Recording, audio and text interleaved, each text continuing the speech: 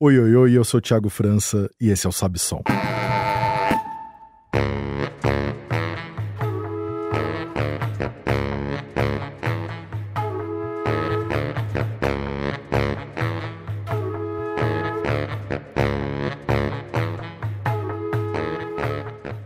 Sabe Som é um programa de rádio e um podcast totalmente dedicado a falar de música e outros assuntos que orbitam o tema. Sempre às 10h30 da manhã de sexta-feira na Brasil de Fato FM no 98.9 ou no seu aplicativo de streaming preferido e também no canal do YouTube no site do brasildefato.com.br. Hoje, episódio número 79, com meu parceiro, meu compadre, meu comparsa Kiko Dinucci. Ele, junto de mim e da Jussara Marçal, nós fazemos parte do Metá Metá. E digo sem medo de errar que temos duas carreiras absolutamente entrelaçadas em muitos discos, muitos projetos, muita hora de voo junto. E a gente vai falar aqui largadamente sobre a carreira, sobre o que o Kiko tá pensando aí pros próximos passos, o que vai ter de novidade. E lembrando que todo episódio gera uma playlist com os artistas, com as músicas que são citadas no papo. Esse vai ser mais uma playlist recheadíssima de coisas, você não vai querer perder. E o link da playlist você encontra na descrição do episódio, no seu player preferido de streaming. Então, sem mais delongas, confira aí o papo com Kiko Dinucci. Kiko Dinucci! Que é agora? Agora é disco de guitarra. Disco de guitarra. Só guitarra. Mas é mentira. Porque as guitarras são todas tocadas no sampler. Por exemplo, eu vou fazer coisas que é impossível. Um guitarrista pode chamar o Steve Vai que não vai conseguir fazer. Será? Mas tipo o quê? Coisas, por exemplo, se eu pegar um acorde, um Mi maior. Já começou mal, já começou polêmico. Assim, o episódio já vai chamar assim, o que o Steve Vai não faz. Não. O Steve Vai, por exemplo, se eu pegar um Mi maior, e distribuir em escala cromática nos pads do sampler e começar a tocar assim, ninguém vai conseguir tocar acorde maior assim, numa velocidade... Os casos você consegue tocar melodia rápida, né? Acorde assim... acorde não. E daí um acorde natural assim, daí vai ter essas coisas. Mas é isso que você mas não vai ser, não, mas não vai ser nada virtuoso. Não vai ser um desafio. O Steve Vai... O meu desafio ao Steve Vai é tipo, toque tão mal quanto isso, você não vai conseguir. Seu desafio do Steve Vai é a história do Roger comprando guitarra lá no... Isso aí. Tocar um sol maior. Sol maior. Mas e aí? Mas é óbvio, eu não esperaria nada menos de você do que um disco que fosse exatamente o oposto do último que você fez. É isso. Aí vai ter uma faixa chamada Eu Odeio Guitarra, né? Ele tem toda uma... Não é uma homenagem à guitarra, né? É meio enterrando a guitarra, né? Um jeitinho de enterrar a guitarra. Eu comecei... o disco novo... Na verdade, eu tava fazendo um disco de Noel Rosa, porque eu tava em crise, não tava sabendo o que fazer com minhas músicas, né? Aí eu tentei fazer um disco e deu tudo errado. Daí eu falei, não é a hora de fazer o disco. Aí eu saquei que o Noel Rosa tava em domínio público, né? Fazia um tempo já. Aí eu peguei, fiz uma relação de músicas do Noel Rosa. Eu falei, mano, dá pra gravar um disco do Noel Rosa, só as dele, né? Uhum. Sem Vadico, sem as parcerias. Aí eu juntei, tem uma par de lapada, uma par de clássico. Mas tem um monte de música que não passa hoje em dia. A Mulher Indigesta, Melhor Assim, um Tijolo na Testa, o cara que leiloou, a mulata. Tem várias coisas que você fala, não vai dar. Isso aqui tira, isso aqui vai tudo errado. E daí foi passando a peneira, ficou muita música que a Aracy gravava. Aí eu comecei a ficar muito focado na Aracy, né? Nessas coisas, as músicas do Noel que a Aracy cantava. E daí eu comecei a ficar meio obcecado pela Aracy de Almeida, sempre gostei dela. E comecei a ficar obcecado pela Aracy. Falei, vou fazer um disco do Noel. Daí eu pedi umas opiniões pra Jussara. A Jussara falou, não faz com violão. Jussara Marçal, tá? Jussara Marçal. Aí a Jussara falou, não pega o violão, senão você já perdeu. Já vai cair no tradicional. Mesmo meu violão não sendo tradicional, eu vou falar, você tem que fugir daquela coisa do Rio de Janeiro bucólico, de...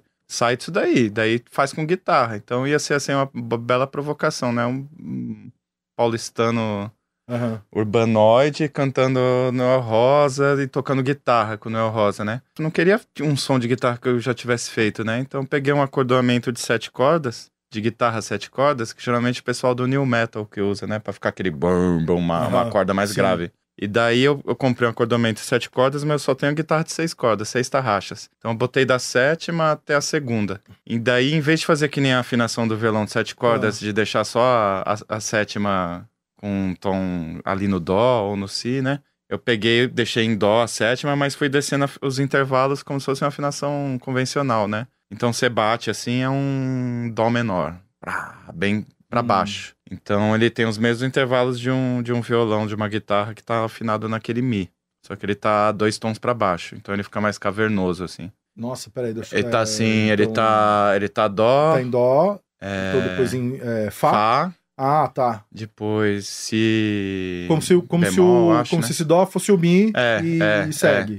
Aí segue, então fica um negócio bem esquisito. Aí eu comecei a experimentar as músicas do Noel, tava ficando do caralho. Aí eu comecei a falar, mano, achei a estética do negócio. Aí eu comecei a gostar tanto da estética que eu falei, mano, será que eu vou gastar isso com o Noel Rosa?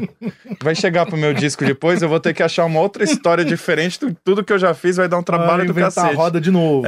Daí eu falei, mano, cheguei pro Noel Rosa e falei, mano, da hora, eu vou gravar uma música sua. Falou, valeu. Mas você foi o estopim da parada. Você e a Araci foram, assim, o estopim pra coisa acontecer.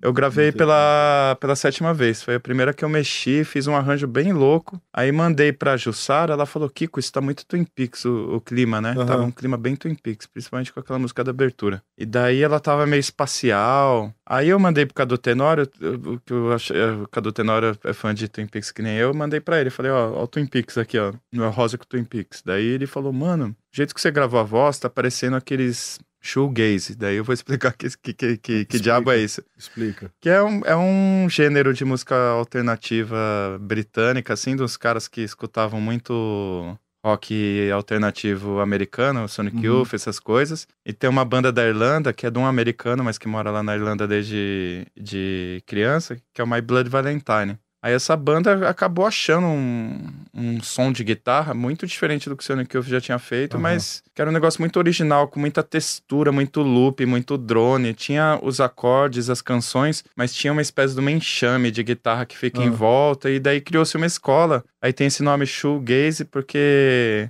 a galera olhava pro chão tocando. Os caras... é você ficar olhando pro seu pé, né?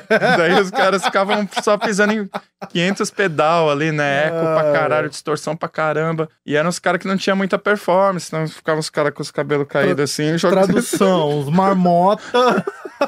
pisando no pedal. E é um estilo que eu nunca dei muita atenção. Não gosto muito do cancioneiro, assim, dos caras, né? Eu acho meio muito assim. E daí a gente é criado no... né, meu? A gente, sei lá, tem Luiz Gonzaga, Caymmi, Noel Rosa, Jorge Ben, Milton Nascimento, sei lá. A régua nossa é muito alta, né? É muito difícil a gente gostar de canção, assim, uma canção britânica, sei lá. E eu nunca prestei muita atenção, mas daí eu fui revisitar o My Blood Valentine e comecei a pirar nas guitarras. Falei, mano, acho que eu consigo fazer.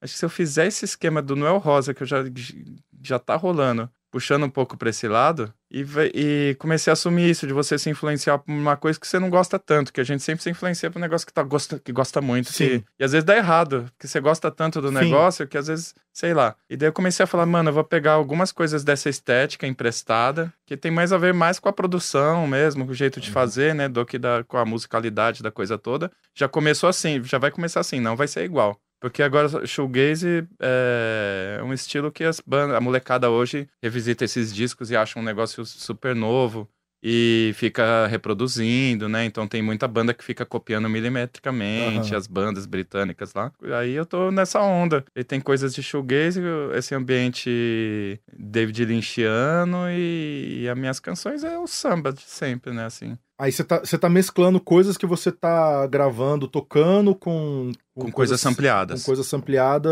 do universo. Sim, eu tinha criado, por exemplo, uma música que eu gravei semana passada. Eu fiz eu cantando e tocando acordes e riffs com uma guitarra. Daí eu falei, agora eu vou fazer os drones, né? Aí fiz uma coisa com a guitarra no reverse que aparece no refrão. Mas depois, nas estrofes, eu sampleei esse drone de guitarra e vou tocando no sampler de um outro jeito, com outra textura, com outro pitch, não sei o quê. Então a ideia é que o show seja eu na guitarra, com ampli de guitarra, e uma pessoa no sampler no ampli de guitarra também, porque só vai sair guitarra desse sampler, né? Aham. Então vai ser como se fosse um outro guitarrista, mas tocando essas coisas que eu falei que são impossíveis, que o Steve Vai nunca vai conseguir tocar, né?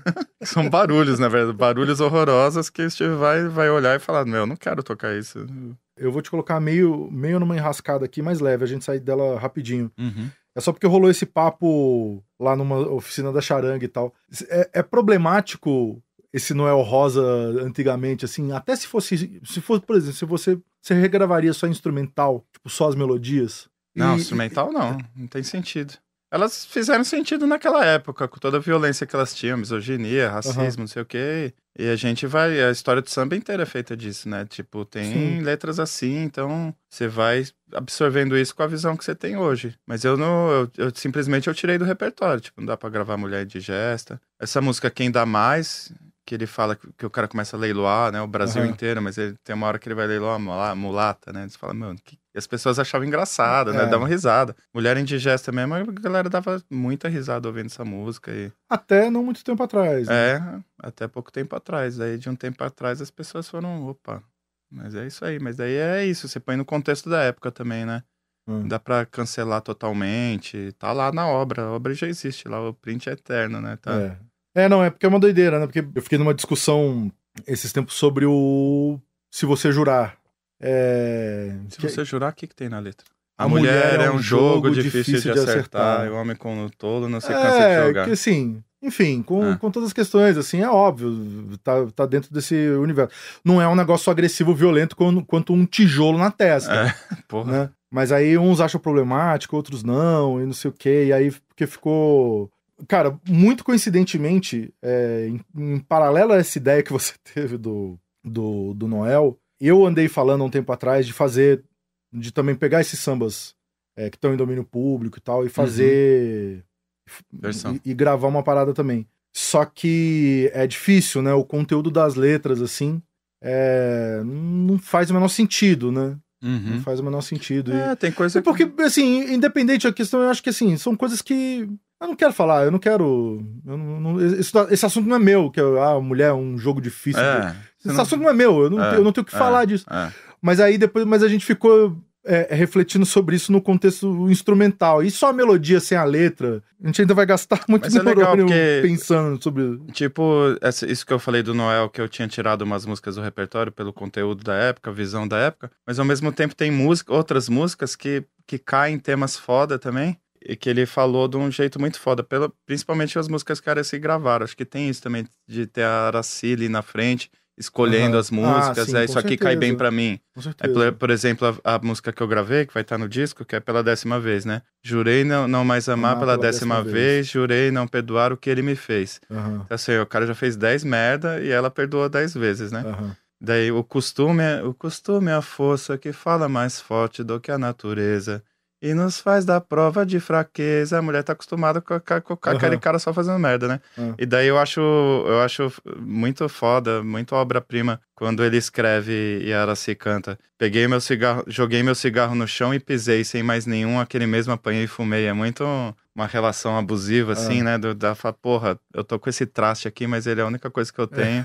É isso, essa imagem ela pisando no cigarro e catando cigarro pisado e fumando. Através da fumaça neguei minha raça, chorando a repetir. Ele é o veneno que eu escolhi para morrer sem sentir. E daí depois o cara vai preso, né? E daí ela fala pela 10ª vez ele é inocente, não sabe o que fez. Ela acredita, tipo, quem é inocente 10 vezes, né? Então tem umas músicas fodas. Tem uma música dele que chama Amor em Parceria, que é uma mina que chega pro cara, fala, eu sei que você tá também saindo com a minha amiga, tentando jogar uma contra a outra, mas a gente fez um combinado entre a gente aqui que a gente vai ficar te fazendo de otário, fazendo você pagar os jantar mais caros, não sei o quê. Então tinha esse lado aí também. Então ele tava com a antena ligada para várias direções, né? Acho que ele captou, logicamente, uma crônica machista ali da época, mas captou outras coisas super legais. Mas eu acho que é muito diferente quando é crônica e quando você vê que tem uma ideia... Porque, por exemplo, essa história do tijolo na testa, isso não é uma crônica, entendeu? Não, é violento pra caramba. É uma imagem violenta, uma coisa assim, que, sei lá, que não é uma história que você tá contando de algo que aconteceu. Parece que é diferente de ter um sentimento de tipo, isso é algo que eu posso fazer qualquer momento, né? É um pouco do que esbarrou na gente no carnaval, da coisa do cabeleiro do Zezé, será que ele é... Corta o cabelo dele. É uma coisa muito impositiva, assim, né? Não é simplesmente uma coisa que é o personagem, você tá contando uma coisa que... É estranho, né? É estranho falar disso. E aí, antes que apareça algum espertinho aí, eu tô falando aqui, eu sei que Se Você Jurar não é do Noel Rosa, só porque era um outro projeto, do Ismael. É do Ismael com quem? É só dele? Eu não acho que não tem lembro. uma Francisco Alves na parceria ali. Pode ser. Porque o Francisco comprava, eles né? compravam tudo, né? Cara, dessa época aí, dessa galera, eu sei, assim... Eu sei sempre quem é o compositor principal. Eu nunca sei nunca lembro quem é o parceiro. Eu sei que é do... E tinha muito parceiro que era gente que comprava, que entrava mesmo, assim. O cara dono da vendinha, que o cara tava com dívida e daí botava de parceria. Tinha umas mutreta assim, né? Ou o cantor mesmo, esses cantores Mário Reis, o Francisco Alves, que compravam, né? Parceria. Eu acho que tem uma coisa do samba, e episódio passado tava com o Rodrigo Campos aqui, né? E a gente tava falando bastante disso, de uma ideia que a gente trocou muito na pandemia, de que, assim, muito entre aspas isso que eu vou dizer, mas que o samba ia voltar com tudo, né? Eu acho que tem uma coisa assim, tem algo ali, né? Tem algo, tem um quentinho ali, tem uma coletividade ali que a gente ia precisar disso depois na volta. Tanto que, assim, tá pipocando de novo de roda de samba. Muita roda, né? Um monte de coisa, assim. Pagode anos 90, as pessoas amam, é hit total, né? Então, amam e agora com uma aceitação legal, né? Que era uma coisa que o pessoal gostava, na época, assim, muita gente gostou escondido, né? Não, era coisa de pobre, periferia, né? Hoje entrou no hype ali, né? É hype você curtir, Aliás, anteontem, ou um pouquinho mais, você tava com a Tássia Reis lá no... Tássia. Isso, no Koala. No Koala. Você tá fazendo umas coisas com ela, né? Você produziu uma música do disco dela, foi isso? Produzi uma música. Do disco que saiu ou que vai sair Do disco que saiu agora. Eu produzi uma faixa chamada Previsível. Ela me convidou pro show, a gente fez um samba do Batatinha também, que eu achava que tinha a ver com a coisa de blues dela, né? Aí eu falei, nossa, Tássia, você tem que cantar Batatinha. Qual foi o Ninguém Sabe Quem Sou Eu? Não, foi o Diplomacia. Eu desespero, ninguém vê. Tem muita parte de blues nessa música. Sofrimento e padecer, todos lamentam, mas só eu sei responder. Tem muito Blue Note, né?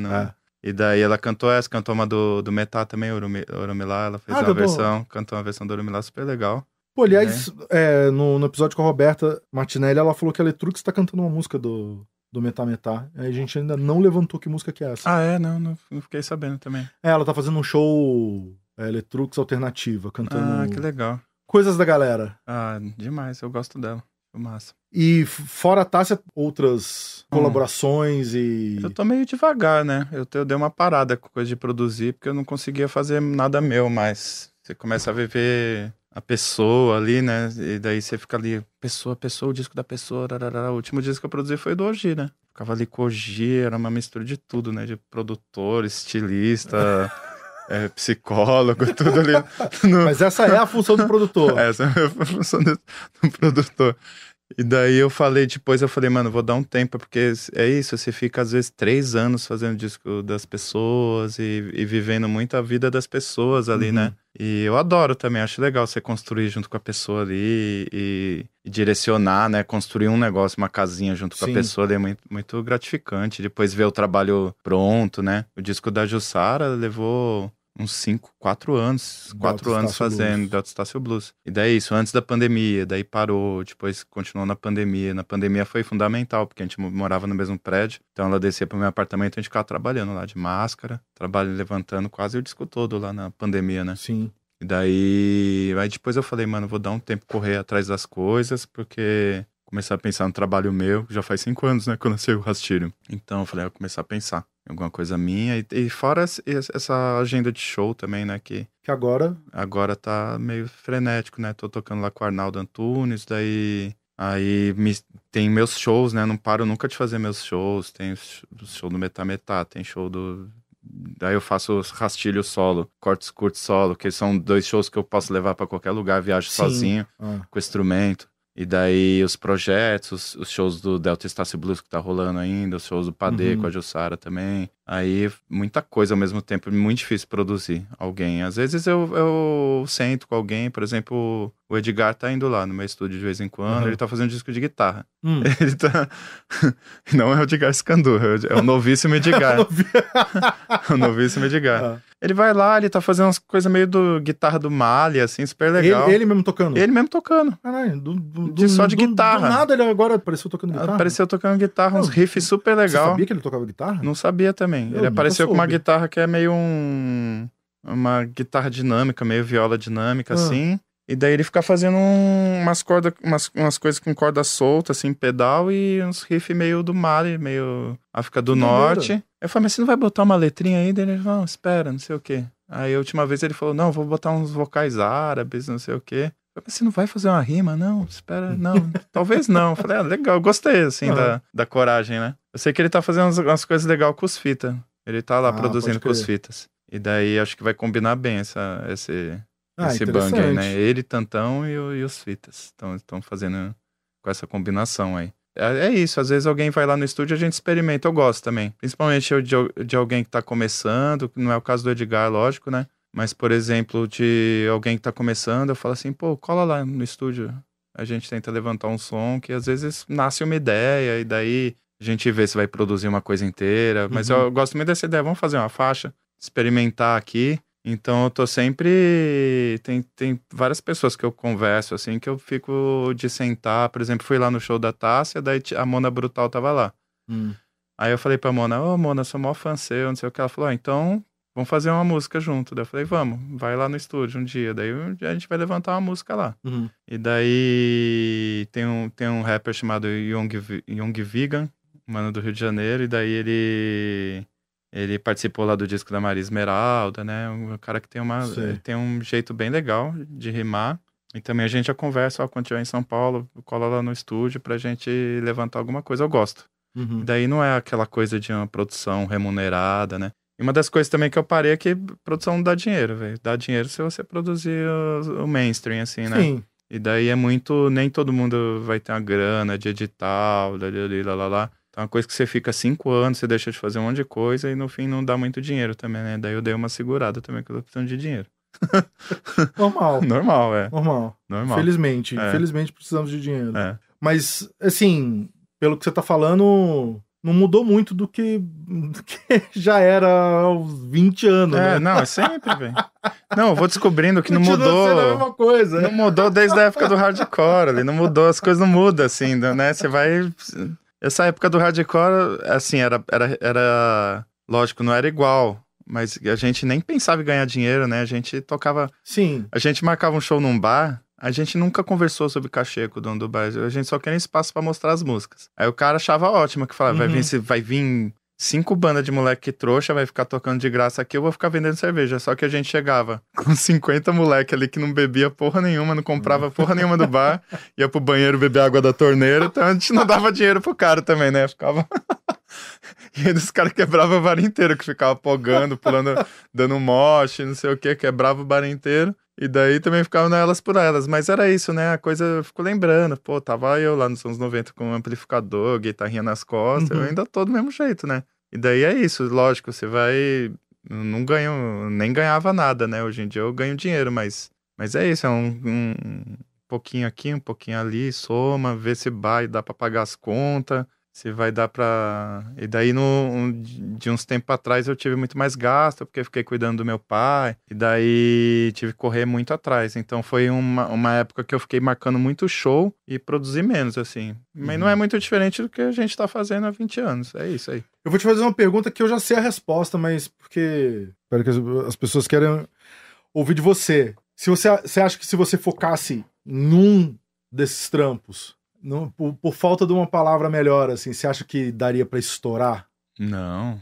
Só estoura. Tipo, eu vou fazer só o rastilho, com violão, do jeito que eu fiz um disco e tal, não sei o que, pra fazer por aí. Ia ser a falência mesmo, porque Rastilho fez pouco show, assim, no Rastilho eu me fudi por causa da pandemia. Sim, teve essa... Que eu lancei o disco quando começou a pandemia, né, um pouquinho, 2 semanas antes da pandemia. Aí quando chegou no começo de 22 que as coisas abriram, que eu falei, bora trabalhar o disco. Daí, opa, já tinham lançado 100 discos novos, a moda já era outra, ninguém mais falava do Rastilho. Aí o próprio mercado já falava, não, disco velho, a gente não quer esse disco, ele já é velho, não sei o quê. Então, esses 2 anos parado aí me prejudicou muito, né? Uhum. E daí, quando eu fui tocar o Rastilho, já não dava mais. Então, se eu fosse focar no Rastilho, eu tava morrendo de fome. Porque isso aí é nossa vida desde sempre, né, Thiago? Tipo, o Metá nunca foi uma banda assim, nossa, a gente vai fazer uma turnê foda. A gente sempre teve que se virar. Teve que fazer as coisas por fora, tocar em outros lugares, não sei o quê. Eu lembro uma vez quando conversaram de produzir a gente, né, um empresário, não sei o quê, lembro que a gente falou com a Melina. A gente falou, pô, Melina, mas a gente faz outros shows, Metá não é o carro-chefe, não sei o quê.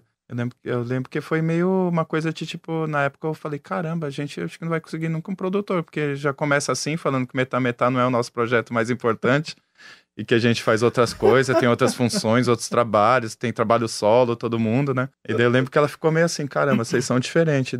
E era isso, porque a gente já se auto-empresariava, né? E já ficava gerindo a gente mesmo, com os tropeços e acertos, mas é o jeito Mas que assim, será que também não é uma questão meio... talvez esse seja um ponto meio autoimune da história, né? Você conseguiria também ficar fazendo uma coisa só? Não dá, velho. Lembra a gente em turnê, a gente ficava, puta, o que a gente faz com esse repertório? Põe a primeira pra casa.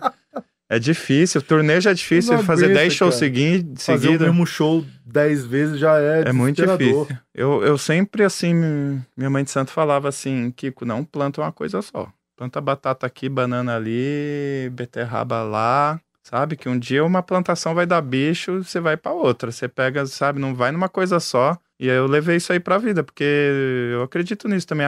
Eu tenho um emprego ótimo, amigo. Esse emprego ótimo pode sumir, evaporar do dia pra noite. Um tarifaço do Trump aí pode mudar tudo, né? E daí sempre achei legal isso de fazer várias coisas. E daí eu faço as coisas que não são música também, né? Que eu acho massa. Isso também dá um respiro. Às vezes eu tô muito saturado de música, fazendo muito show. Aí eu vou lá desenhar, daí fico assim, vou poder botar um disco aqui do Charles Mingus, ó, e ficar desenhando. Que daí não é uma música que eu tenho que ficar, não é minha música que tá tocando, né? Você ficar indo no escritório todo dia, ficar ouvindo minha música, o que eu tô fazendo? Enche o saco também. Às vezes eu quero escutar um disco de outra pessoa e só desenhar ou fazer alguma coisa audiovisual. Então eu tenho esses escapes também de também poder respirar fora da música também. Eu já vou voltar nesse assunto aí, só pra gente falar mais um pouco disso. Eu não sei se é paranoia minha, mas eu comecei a ver depois, né, bastante tempo já que a gente tá aí trabalhando como músico profissional, né, uberizados antes do Uber sonhar em existir. Você começa a olhar também, assim, porque eu começo a olhar uns artistas muito grandes, assim, hoje em dia eu vejo mais como uma aberração do sistema do que como uma coisa muito natural, assim, né? Uhum. Parece que para ter um tamanho, para ocupar determinados espaços, assim, não é uma coisa tão natural, assim, também, né? Não é. É muito investimento, depende de muita grana também, né? Que isso é uma coisa que... Pô, quando a gente era indicado lá pro Multishow, metade, nosso investimento era o quê? 10 mil reais no disco, sei lá, na época, e daí tinha gente lá que tava concorrendo com a gente que tinha investido 200 mil. A gente não tinha grana pra ir pro Rio pra receber o prêmio. Né? Isso aí eu sempre achei o máximo, assim, investiu...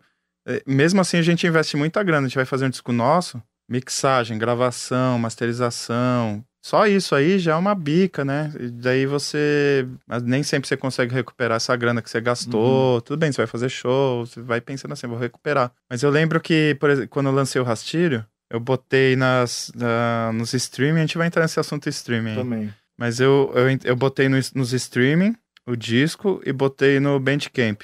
Aí depois de 6 meses, alguma coisa, eu fui ver quanto tinha dado o dinheiro de cada um deles. O dinheiro do Bandcamp era maior do que todos os streaming juntos. Tidal, Spotify, Google, YouTube, todos juntos não davam o dinheiro do Bandcamp. Lógico, o Bandcamp, você vende a música, o álbum, em dólar.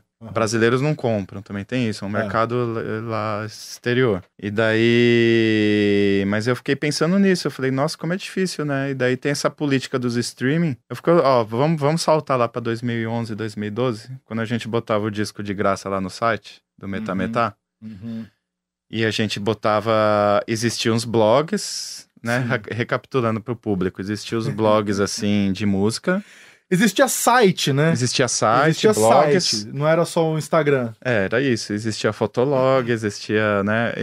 Mas enfim, existiam os blogs de música, que existiam blogs que falavam de música e existiam os blogs que compartilhavam música. Uhum. Esses blogs que compartilhavam música subiam a música em nuvens diversas, né? Obscuras do mundo lá. Uhum.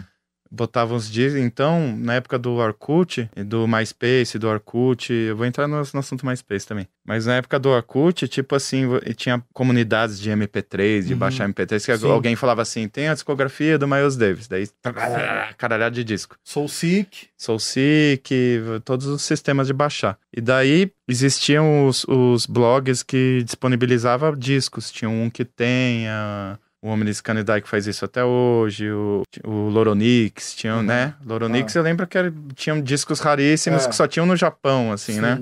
Então, pra mim, eu enxergava como uma possibilidade de um mundo novo. Eu falei, acabou o capitalismo. Sim. Se a gente tem esse poder de trocar arquivos um pro outro, assim, acabou o capitalismo. E a gente tava vendo a Sony, a Warner, todo mundo afundar. Sim. Né, as multinacionais de gravadora, assim, elas começaram a virar um escritório só, não era mais uma máquina, não sei o que, né? Foi no momento de muita crise deles. E daí, mano, eu fiquei muito empolgado. Os blogs que escreviam de música, os caras escreviam, escreviam de música. Sim.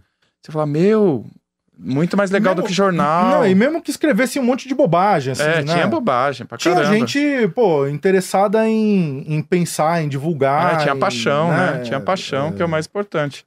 E daí tinha textos bons e ruins, tudo certo. Como eles também compartilhavam discos bons e ruins. Sim. E daí, eu fiquei muito esperançoso na época. Falei, não, pra gente mesmo foi ótimo, porque a gente botava o disco no site, todos os nossos discos com uma qualidade boa, com encarte, ficha técnica. As pessoas baixavam, a gente olhava nos dados ali, muita gente entrava e baixava. Aí, em 2013 para 14 começa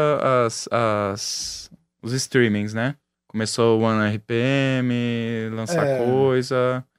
Mas é mais ou menos... Pegar mesmo aqui, pegou um pouquinho depois, né? Pegou um pouquinho depois, 2016 e tal. Enfim, eu lembro... Eu tô falando isso porque eu lembro bem que a gente teve uma resistência. Teve. O MM3, que é o último disco de estúdio do Metá, saiu em 2016. E a gente demorou pra colocar no streaming justamente por conta disso. A gente falava, por que a gente vai fazer vocês pagarem pra algo que a gente tá dando de graça? A gente viu que era um negócio do mal. A gente viu. A gente viu. A gente não falou, nossa, que incrível, um lugar que tem música do mundo inteiro, que é só você pagar uma mensalidade que você tem acesso a tudo livre. E daí, os caras venderam isso, mas eu acho que a reunião ali dos executivos é falar assim, ó, a galera tá trocando arquivo. É trabalhoso, você vai ter que ir lá, às vezes, sei lá, copiar o link do torrent, daí entrar no torrent pra baixar, ou os outros sistemas, Napster, não sei o que, tudo é trabalhoso, você vai ter que pegar uma pasta zipada, descomprimir, botar lá no seu player. Sim. Mas muito trabalho. Coisa, você abrir, você sentir o cheiro do MP3, então, aquela coisa. Já virou retrô isso aí, né? E daí, o cara falou, eu acho que o executivo que apresentou a primeira vez essa ideia aí, falou assim, gente, existe um negócio chamado preguiça. Exato. Que é uma paixão universal. Preguiça, bem-estar, conforto, é uma coisa que o mundo inteiro quer. Todo mundo quer isso. Aí o cara falou, se a gente falar um negócio assim, fazer um negócio pra preguiçoso, senão não precisa baixar mais nada, é só apertar o play, escolher... O máximo é procurar o disco, e a gente tem tudo, e não é verdade, falta um monte de coisa. E daí a gente tem tudo, e daí a qualidade é mais ou menos, põe um MP3 aí só pro pessoal ouvir, o cara vai estar no fonezinho fazendo academia, não precisa ouvir numa puta definição. E daí o cara ganhou o mundo, os caras ganharam o mundo com isso, entendeu? Todo mundo falou, não, mas é mais prático, você tinha que ter um iPad, iPad não, iPhone. Não, antes o... iPod. Caralho. Aí, é tão antigo. Você tinha que ter o iPod, daí tinha que importar pelo iTunes, mó trampo. Daí tinha essa coisa da Apple chata, não sei o que era incompatível com PC, com não sei o que. É muito chato. Então as pessoas foram na praticidade mesmo. Foi ficando barato. Só que você vai vendo aí quanto que é uma assinatura de Spotify. Foi ficando barato, não. Foi ficando cada vez mais caro. Porque aí você precisa ter a internet melhor para poder fazer o streaming. Você precisa ter um celular melhor para poder armazenar, não sei o que. Então, no final das contas, o que eu acho, o grande lance, e cara, assuntos recorrentes aqui do podcast, né? E aí, 2 episódios lá atrás, Roberta Martinelli estava falando justamente disso, desse momento ali entre 2010, 2013, 2014 e tal. E o grande lance é que não tinha ainda o algoritmo. A gente tinha que, mesmo se fosse, sei lá, você entrava no YouTube, você tinha que digitar alguma coisa para aparecer alguma coisa e você ouvir. Então hoje você entra e já tá tudo na sua cara, né? Tudo. Mesmo no YouTube, que em algum momento teve assim, esse ar de que era algo muito democrático. Sim, uma TV livre. Hoje você entra e você tem que desviar de todo aquele conteúdo que já está sendo proposto e tal, né? Foi um hiato da dominação das gravadoras ali que agora voltou e tudo é dinheiro. Até o Gilberto Gil, que é o nosso professor iluminado, que todos nós somos apaixonados por ele. Se você tá vendo a propaganda do Gilberto Gil no ponto de ônibus, você não chega, você não ocupa esse lugar de graça, sem pagar. Então agora tudo é pago. A página inicial é paga. A primeira música que vai tocar depois que você terminar de ouvir a sua playlist. É eles que escolhem, São eles que escolhem.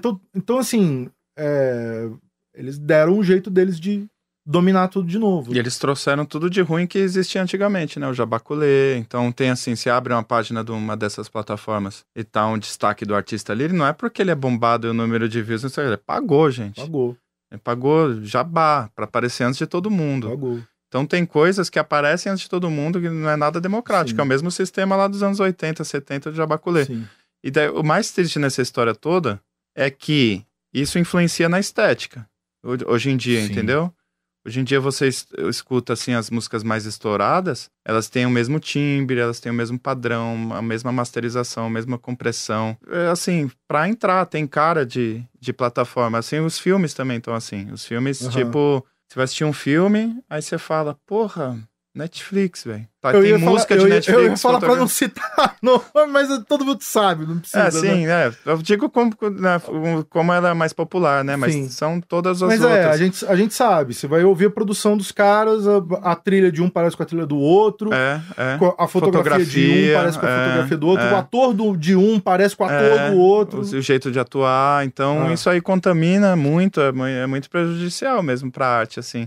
Mas eu acho que a arte mesmo, não vou falar arte verdadeira, mas uma arte mais estomacal, assim, mais visceral, ela vai por fora desses lugares mesmo, assim. Às vezes cai na plataforma, mas porque teve que cair, porque foi obrigado a cair, assim, porque a plataforma falou, tá todo mundo ouvindo, vem pra cá. Mas no geral, eu acho que o que tá rolando de interessante tá fora dessas coisas aí mesmo, sim, assim. E uma coisa que também, né, eu sempre faço questão de falar para as pessoas entenderem qual é esse contexto, né, que a gente falou e a gente repetiu muito isso, né, do dar de graça. Eu acho que a gente devia, a gente não teve essa sagacidade de falar o que é que a gente estava fazendo na verdade. A gente estava se promovendo sem pagar. Era isso que a gente estava fazendo. Porque eu acho que isso talvez teria feito as pessoas entenderem que falou assim, tá, então quer dizer que para você existir, você tem que pagar. E a gente estava conseguindo existir burlando o sistema, sem pagar. Sim. Sem gastar o dinheiro que a gente não tinha. Sim. Né? Nessa época, cara, nossa, me veio uma imagem aqui agora, um negócio absolutamente nada a ver, abri um parênteses aqui só pra contar esse negócio, que eu lembro que nos anos 80 tinha, eu não vou lembrar o nome da gravadora, que fazia umas coletâneas de samba, pegava tipo meia dúzia de artista e cada um cantava uma música de um lado do vinil. E aí os caras, isso tinha um nome, né, que era tipo assim, eu não lembro qual é o nome que os caras usavam, mas era assim, era como se fosse uma plataforma ali pra você se lançar. Então falou assim, vai estar você, vai estar mais um monte de gente, e aí todo mundo divulga, é interessante pra todo mundo e tal, e aí você vai se lançar com isso. O único desses discos que deu certo foi o Raça Brasileira, que foi feito lá no Rio de Janeiro, que tinha Jovelina, Zeca, Arlindo... Todos antes do primeiro disco. Todo mundo antes do primeiro disco. Que esse realmente reuniu ali...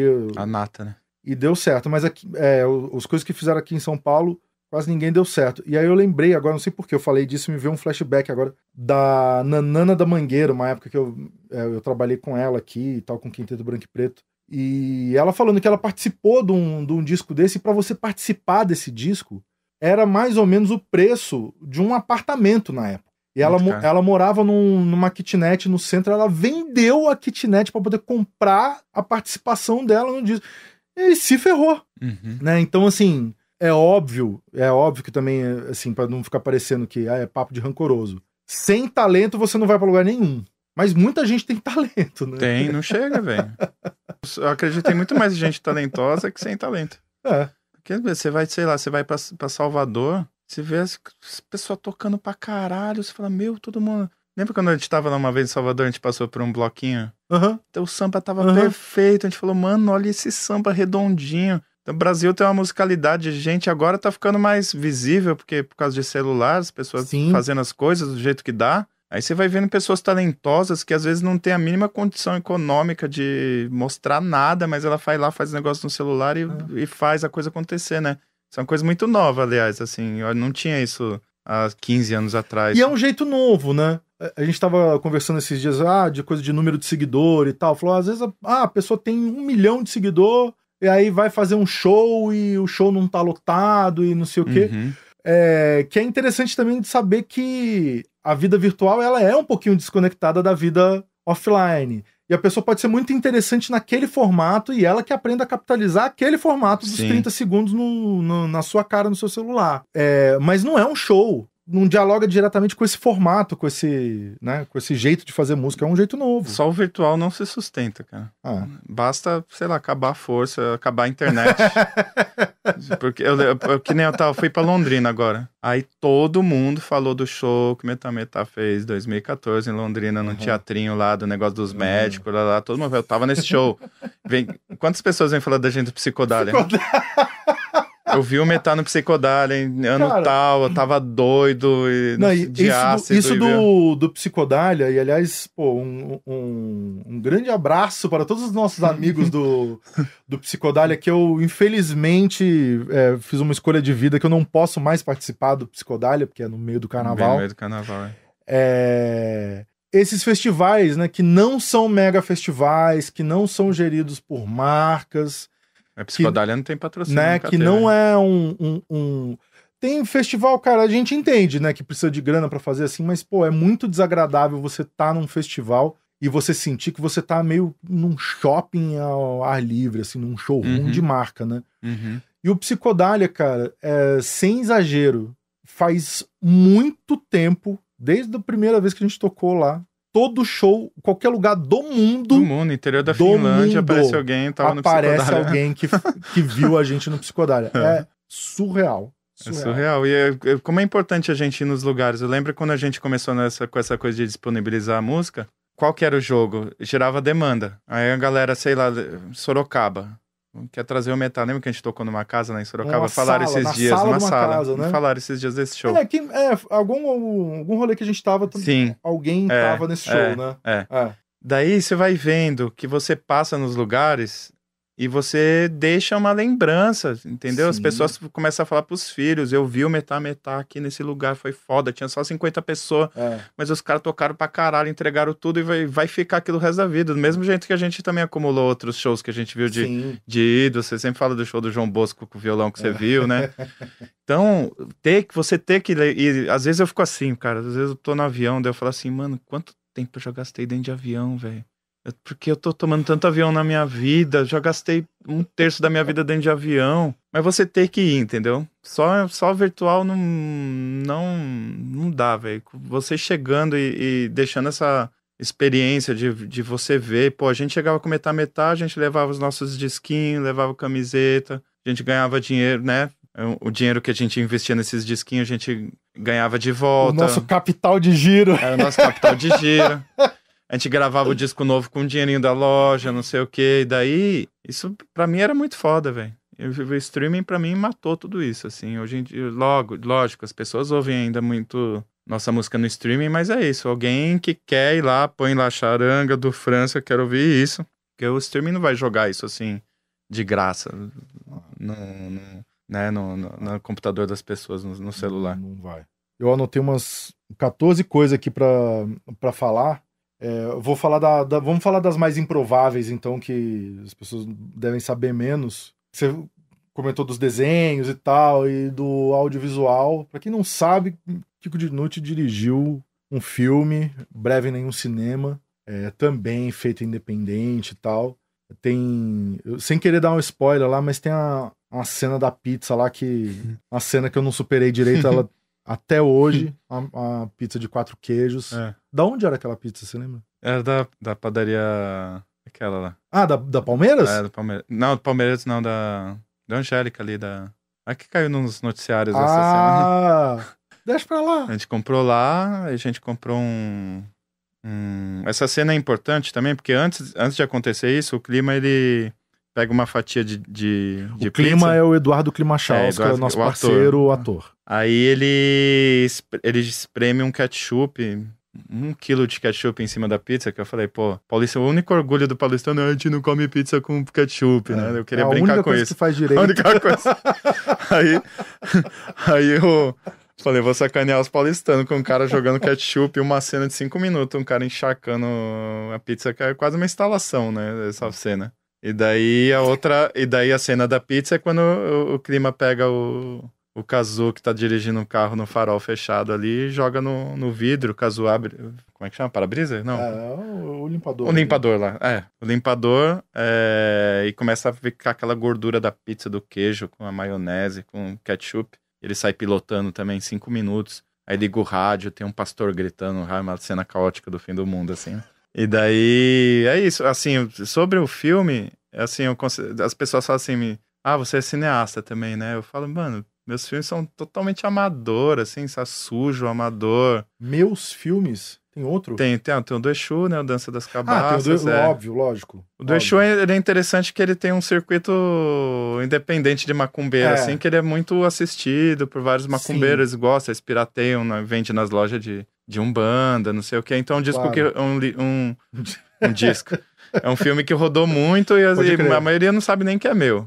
E daí, o Breve Nenhum Cinema passou em pouquíssimo, quase fez jus ao nome, não passou quase no cinema nenhum. De vez em quando eu faço umas sessões alternativas, mas eu falo assim, costumo falar que é um filmeco, entendeu? Não é um filme, você vai assistir um filme, é um filmeco. No mundo dos filmes, ele é um bichinho lá, amador, não sei o quê, mas no mundo dos filmecos, eu acho que ele é um bom filme, assim, né? O Rogério Sganzella usava muito. O maior filmeco. O maior filmeco de 2016 foi Breve Nenhum Cinema.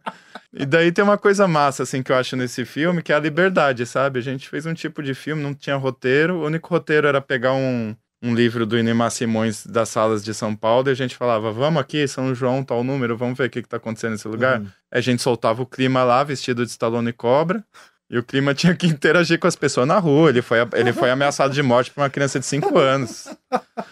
E daí aconteceu vários. A gente filmando ali na Boca do Lixo ali, né? Que a homenagem era esse cinema da Boca do Lixo, não sei o que, os cineastas dali. E daí, é isso, um filme selvagem, assim. A gente saía filmando. Era a Aline Belfort fotografando, eu fazendo o som. Eu segurando o boom, também mixando as lapelas aqui, dirigindo ao mesmo tempo. Mas eu não dirigia, eu só falava assim, vai, Clima, se vira aí. Daí ele começava a fazer as coisas dele, ficava rindo, tinha que ficar segurando a risada pra não sair no som, né? Tipo, o cara do som vai estragar o som do filme inteiro rindo. A Aline ficava rindo também. Aí eu fiz uma brincadeira com a Aline, que é o seguinte, uma vez a Paula Gaetan, cineasta séria mesmo, assim, né? Cineasta valendo. Ela falou assim, mandei o filme de Exu pra ela. Ela falou, Kiko, eu adorei seu filme de Exu, mas por que você enquadrou tanto? Eu falei, enquadrar? Ela falou, você deixou tudo tão enquadrado. Eu falei, mas cinema não é isso? Assim, enquadrar, botar os objetos no meio, não é isso? E ponto final, cinema? Ela falou, não, velho. Cinema é mais, tem coisa que não tá nem no plano. Tem coisa que não tá nem no som. Pensa aí no assunto, né? Daí eu cheguei pra Aline e falei, próximo filme eu não vou enquadrar. Daí eu cheguei pra Aline, não pode enquadrar, né? Daí a Aline, como assim? Fotógrafo sem enquadrar, respira junto com o clima. Se ele corre junto. Então é uma câmera muito que não para quieta. A gente fugiu dessa coisa de um enquadramento mais limpo, sabe? Mais composto, assim. E é isso, eu acho que o forte desse filme é a liberdade. E eu acho que eu só sei fazer filme desse jeito. Até o filme de Exu, sendo ele tendo até uma visão mais acadêmica, sociológica, assim. Mas é porque é documentário, né? Documentário. É uma outra proposta mesmo, né? Mas eu acho, assim, que, pô, os filmes que eu mais gosto mesmo, assim, são os filmes mais libertários, livres, que às vezes esbarra nisso, no amadorismo, no mal Sim. feito, no defeito. E acho que minha música é assim também, esbarra Você toda hora. tá pensando em Tô, fazer outro? tô pensando em fazer alguma coisa com Super 8 ou 16mm pra ficar... Eu tenho um problema com o cinema digital, que às vezes você filma, e isso aconteceu muito no Breve Nenhum Cinema, eu filmava pensando no cinema de película, daí Uhum. fazendo no digital. Daí eu vi assim, putz, não funcionou. Por Uhum. causa da tecnologia, isso aí é outra. E daí eu queria fazer em película, que o Super 8 é uma película muito pequena, então ela tem muita sujeira, é difícil de focar. A 16 melhor para trabalhar, mas mesmo assim também é uma estética mais suja. Eu queria fazer coisas que não dá pra fazer com o digital. Tipo, ó, fiquem aí, pode ter a câmera mais foda digital, mas eu com a Super 8 vou conseguir fazer um bagulho foda aqui. Então, coisas, por exemplo, se eu te botar num cenário com uma luz foda e uma fumaça em você, se eu filmar isso em película, vai ficar muito mais legal do que no digital, vai ficar meio brega. Uhum. Em película já tem uma coisa meio de sonho ali, eu queria explorar isso, basicamente, né? Eu não tenho nenhuma ideia, eu queria fazer um filme bem livre, assim, que fosse lindo, assim, película e lindo. E os quadrinhos estão rolando? Estão rolando quadrinho também, inventei essa de fazer quadrinho também. Aí tô fazendo um livro que chama Olho Derramado, que era o nome do meu blog, né, de crítica. E daí eu comecei a fazer várias historinhas, fiz 4 até agora. A ideia é fazer um livro. Eu preciso mais de umas 10 histórias, acho ainda. Mas já tem umas 30 páginas. E você tá fazendo as histórias também. Tô fazendo as histórias, roteiro, tudo. Tudo, né? Ele tem as coisas biográficas e tem as coisas que são mais soltas, críticas, né? Tem coisas delirantes, sei lá, o Orson Welles andando no braço, eu começo a fazer uns delírios assim, né? Mas tem muito ícones do cinema que eu gosto, assim. E tem as coisas biográficas que eu quero falar também, com a vez que eu fiz teste de ator pro Mojica, né? Pro Zé do Caixão. Uma história maravilhosa que... Conta aí, vou ter que contar. Um amigo meu do bairro, o Clebão, chegou em casa e falou: ô, Kiko, se liga aqui, ó. Ó esse anúncio aqui. Chegou com um jornalzinho do bairro, assim. Bandeirantes recruta figurantes para a minissérie R$200 a diária. Pô, vamos lá, né, mano? Estamos precisando de dinheiro. Aí a gente foi. Daí quando a gente chegou lá em Guarulhos, no centro de Guarulhos, lá no lugar, numa casa, cheio de gente fudida, desempregada, gente com jornalzinho de amarelinho na mão, tipo, querendo ganhar 200 conto, né? Só gente fudida. E a gente ali no meio também, fudidos. E aí a gente ficou lá, daí um cara falou: ó, gente, vocês vão fazer o teste aqui tá o texto. Eu falei: porra, figurante, ler texto. Aí eu comecei a ler um texto meio estranho, assim: eu sou o deus da internet, não sei o que. Eu falei: que porra é essa, velho? Eu fiquei puto, né? Mas fiquei decorando e achando o texto horrível. Aí, de repente, eu vejo o Zé Mojica entrando na sala, assim, bom dia, arrumadinho, assim, né, calça, camisa, cabelinho pra trás, a unha um pouco grande, bom dia. Daí eu falei: mano, é o Zé do Mojica, velho. Aí, me chamaram de primeiro, velho, primeiro do teste. Aí eu entrei numa salinha, ele tava numa cadeirinha de diretor, com uma câmerazinha bem peba, assim. Aí, bom dia... Quando eu gritar ação, você começa. Ação! aí eu falei: porra, eu tô na frente do Zé do Caixão, né, velho? Eu tenho que fazer uma atuação foda. Daí eu peguei esse texto: eu sou o deus da internet! Um texto horrível. Eu falei: vou fazer um negócio bem Zé do Caixão. Eu fiz um negócio lá horrível, ridículo. Ainda bem que... Tomara que ninguém tenha esse vídeo salvo. Acho que ele nem gravou. E se alguém tiver esse vídeo salvo, entrar em contato. Manda aqui pro Brasil de Fato. E daí... Aí eu terminei com uma risada grito, assim, maquiavélica, assim. Aí eu falei: cara, acho que eu arrasei nesse teste, né? Daí ele falou: muito bem, obrigado, entraremos em contato. Na hora que eu saí da sala, tinha um corredor da galera escutando, que escutou meu teste, rindo pra caralho. O cara falou: mano, ele bateu em você. Eu falei: não, eu que gritei lá, não sei o quê. Fui pra casa. Aí o mesmo Clebão chegou: ô, Kiko, passei no teste. Eu perguntei se você tinha passado, você passou também. Vamos lá. Marcou sábado, 9 horas da manhã, lá na mesma casa. E a gente chegou, só tinha gente. Lá não tinha outras pessoas que tinham passado. Nossa, será que só a gente passou, né? Aí entramos numa outra sala, que não era a sala do teste. Aí tinha um cara bem mandrake, assim, dando uma de produtor, assim: ó, então vocês foram muito bem no teste, parabéns. Vocês foram selecionados, só que a Bandeirantes, eles pedem um book de cada pessoa. Então vocês vão ganhar R$200, mas o book é 600. Então a gente pode fazer o seguinte: já desconta os 200 do cachê e vocês pagam 400. pelo book, já ir ficando elas por elas, não sei o que. Vocês podem fazer outras séries depois na Bandeirantes. Os caras usando o nome da Bandeirantes, assim. E o Mojica fazia aquele cine trash na Bandeirantes, né? Aí comecei a olhar, assim, em volta, só tinha fotos de books. Um monte de gente que fez book iludido, assim. Aí eu falei, não quero não sei o que, a gente foi embora, né? E daí era isso, era uma história, o Mojica não fazia filme nessa época, ele vivia meio dessas mutreta, né? Ia fazer festa vestido de Zé do Caixão. Então é uma história que eu acho legal, tá no quadrinho ali, que é um ícone do cinema, né? Mas é um ícone marginal, né? Ele tem uma história muito marginal, porque ele foi muito popular. O Mojica lançava filme no Arte Palácio, ali no centro, né? Ali no Lago do Paissandu, do lado da Olido ali. E assim, tinha público. Ele era um cara que sempre foi independente. Ele tinha um grupo de teatro, uma escola de teatro, que daí ele fazia um bem bolado com a galera. Mas era assim, tudo nos trancos e barrancos, daí gastava tudo que tinha, vendia a casa, fazia o filme, recuperava a grana, daí ia fazer outro filme, gastava de novo, não sei o que. É um cara que teve uma vida muito, mesmo sendo popular, muito sofrida, né? Não tinha uma grande produtora, nada. Aquele primeiro filme dele, o primeiro filme que aparece o Zé do Caixão, A Meia-Noite Encarnarei em Sua Alma, é isso, né? A Meia-Noite Levarei Sua Alma, o nome do filme. Aí ele tem uma cena que a última cena do filme, desculpa spoiler, mas ele já fez um monte de merda, ele já fudeu a vida de um monte de gente. Aí ele entra numa floresta escura, assim, e topa com uma bruxa. Aí a bruxa fala isso, ó, se fuder um monte de gente, você vai se fuder também, não sei o quê. Daí ele manda ela merda e sai. Aí ele começa a sentir medo da floresta, ele começa a correr, sentindo que tá sendo atacado por alguma coisa. Aí ele começa a correr nessa floresta, uma cena foda, daí ele cai. Quando ele cai na frente do túmulo dele, daí ele morre, ele tem um ataque, assim... E tá o túmulo dele falando a data da morte, que é aquela data que tá daí o filme acaba, ele acaba assim, caído na própria vala, assim, né? Final, assim, épico. E daí, você assiste o filme e você fala, pô, onde você gravou isso? No Ibirapuera? Onde foi? Mano, ele gravou isso numa garagem de 2x2 da Santa Cecília, com árvore cortada, roubada do Largo do Aroche, tá ligado? Tinha um cara que era aluno dele, que tinha o pai dele tinha uma granjinha na garagem da casa. Aí o Mojica falou, pô, vamos fazer o final do filme aqui, não sei o quê. Daí o cara falou, não, mas o que eu vou fazer com as galinhas do meu pai? Aí eles inventaram Eles deram umas envenenadas na galinha ali, inventaram que tava com uma praga, o cara deu fim em todas as galinhas. Aí ficou a garagem pra galera usar, e é isso, eles arrancaram um galho do Largo do Aroche e fizeram a floresta. Você assistiu o filme, velho? Você fala, se jura por Deus, cara. No mínimo Ibirapuera ou Cantareira, alguma coisa assim, velho. É uma garagem 2x2. Então, um cara que tem muito a ver com a gente, entendeu? Sim. A gente faz música assim muito. Não dá pra ser grava aqui.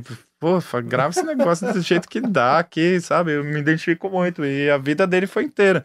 As coisas que os gringos vê hoje nos filmes e falam, nossa, isso é sensacional, era porque não tinha dinheiro e tinha que fazer do jeito que dava. Se tivesse dinheiro ia ser outra coisa, igual Mutantes, aqueles efeitos lá que o irmão engenheiro lá dos Mutantes, que eu esqueci o nome dele, construía todo o equipamento dos caras. Com peça de máquina de costura, com altas gambiarra. E você escuta os efeitos do Mutantes ali, até hoje não existe, velho, aqueles efeitos. Aquele fuzz, os wah-wah, os coros, que os caras... você fala, puta, que som do outro mundo. Porque os caras não tinham dinheiro, é terceiro mundo, ligando as coisas do jeito que dava. Esse é muito lindo, velho. Esse é a grande sacada dos países subdesenvolvidos da África, da Ásia. Os caras conseguirem criar um negócio super original vindo da Pindaíba.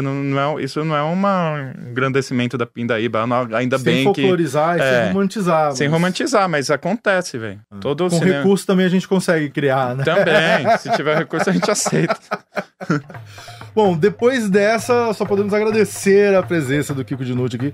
Valeu. Está pago a visita aqui da pessoa mais citada nesse podcast, citada em 90% dos episódios. Falta a Jussara agora. Falta a Jussara. Estamos numa campanha aqui, gente. Escrevam, mandem cartas pro BDF, mandem mensagens no Instagram do Sabson, clamando a presença de Jussara Marçal aqui, que tá devendo essa visita também. Mano, valeu, então Thiagueira. a gente segue o papo aqui no offline. Valeu, rapaziada, é isso aí. Valeu. É isso aí, finalizando o episódio número 79, que contou com a participação do guitarrista, violonista, compositor, letrista, desenhista, cineasta, meu compadre Kiko Dinucci. Sabe som que tem roteiro, trilha e apresentação minha, Thiago França, a direção da Camila Salmásio e a produção da Letícia Holanda. A captação de imagem da Marina Ortega, a técnica de áudio e sonorização do Adilson Oliveira, a identidade visual do Rafael Canoba. No Brasil, de fato, a coordenação das redes sociais fica com a Rafaela Cury, a coordenação de rádio e TV é da Muniz Ravena, a direção executiva é da Nina Fidelis. É isso aí, valeu e bons sons.